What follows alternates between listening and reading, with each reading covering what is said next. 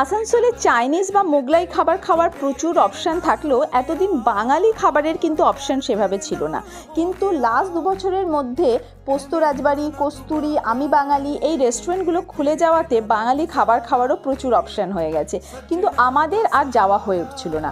তাই এই লাস্ট উইকে ওয়েদারটা বেশ নরম দেখে, যেহেতু সকাল থেকে মেঘলা করেছিল, আমরা ডিসাইড করলাম যে চলো আজকে তাহলে আমরা কোনো একটা বাঙালি রেস্টুরেন্টে লাঞ্চ করেই আসি। আমরা পৌঁছে গেলাম হোটেল কস্তুরিতে। এই একতলায় হোটেল সরোবরের মধ্যে দিয়েই কিন্তু কস্তুরির দোতলায় যাবার রাস্তা, এটাতে আমরা একটু কনফিউজড হয়ে গেছিলাম। আর হোটেল কস্তুরিটা রয়েছে আসানসোলের দেওয়ানি কোর্ট এলাকায়। এখানে গাড়ি নিয়ে এলেও কোনো সমস্যা নেই, আশেপাশে বেশ ফাঁকা জায়গা আছে, পার্কিং হয়ে যাবে। যেমন আমরা আসানসোল ক্লাবের সামনেই গাড়িটা পার্ক করেছিলাম। ঢুকতেই আমাদের একটা 4 সিটিংয়ের অ্যারেঞ্জমেন্ট করে দিল, যেহেতু আমরা 3 জনই গেছিলাম।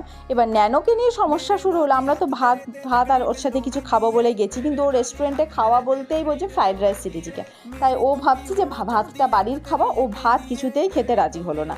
তা ফ্রাইড রাইস তো ছিল না, ওর জন্য পোলাও অর্ডার করা হলো। আর ও কোনো ঝাল কিছু খেতে চায় না, তাই ওর জন্য মাছ ভাজাতে শুধুমাত্র কাতলা মাছ ভাজাই অপশানে ছিল। তাই কাতলা মাছের একটা বড় পেটি ওরা দিয়েছিল।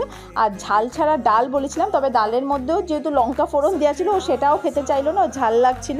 তবে ও মাছ ভাজাটা আর পোলাওটাই বেশ ভালো করে খেয়ে নিয়েছে।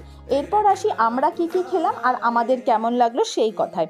অনিমেষ অর্ডার করেছিল একটা ভেজ থালি, যার মধ্যে ছিল ভাত, শুক্তো, ডাল, আলু পোস্ত আর ধোকার ডালনা, এছাড়া মিষ্টি, চাটনি, পাঁপড় এইসবও ছিল।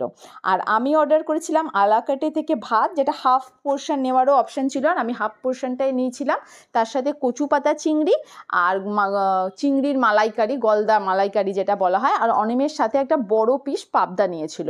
আমার কচু পাতা চিংড়িটা খুবই ভালো লেগেছে, ওর মধ্যে একটা যে সর্ষের ঝাঁঝ ছিল সেটা দারুণ লেগেছে।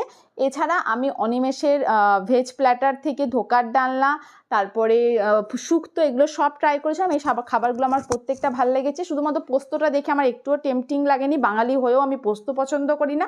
আর হলুদ কালো জিরে দেওয়া পোস্ত দেখে আমার খাওয়ার বিশেষ ইচ্ছা হয়নি। পাবদাটাও খুব ভালো ছিল, বড় সাইজের। গলদা চিংড়িটাও ভালো ছিল, মাছগুলো একেবারে ফ্রেশ ছিল। তাই এখানে আবার অবশ্যই অন্যান্য খাবার ট্রাই করতে নিশ্চয়ই আসতে চাইবো। আজকের লাঞ্চটা একেবারে জমে গেল। তাহলে এবার চলো বাড়ি যাই, টাটা।